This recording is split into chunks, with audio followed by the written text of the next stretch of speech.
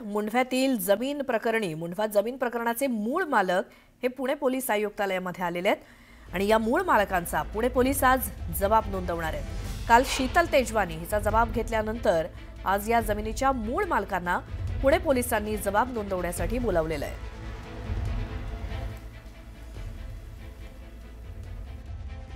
एक 10 लोकांना नोटीस आलं होतं। 272 पैकी 10 लोकांना नोटीस देण्यात आलं होतं। त्याप्रमाणे आम्ही या ठिकाणी उपस्थित झालेलो आहोत। आता आम्ही थोड्याच वेळात या ठिकाणी जबाब देणार आहोत।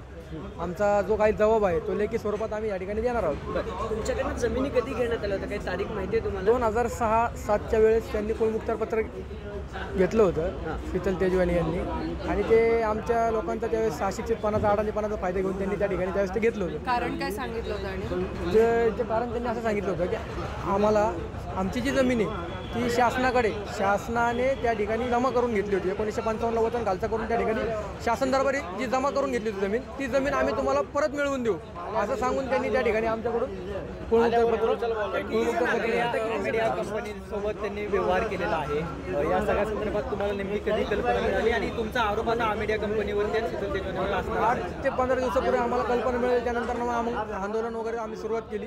आम्हाला जसं ते न्यूजद्वारे कळलं की अशा प्रकारचा गैरव्यवहार झाला आहे, त्यानुसार मग तर जमिनीच्या मूळ मालकांचा जबाब तर आज नोंदवला जातोय पोलिसांकडनं। या प्रकरणामध्ये पुढे काय काय होतं याकडे देखील आपलं लक्ष असेल।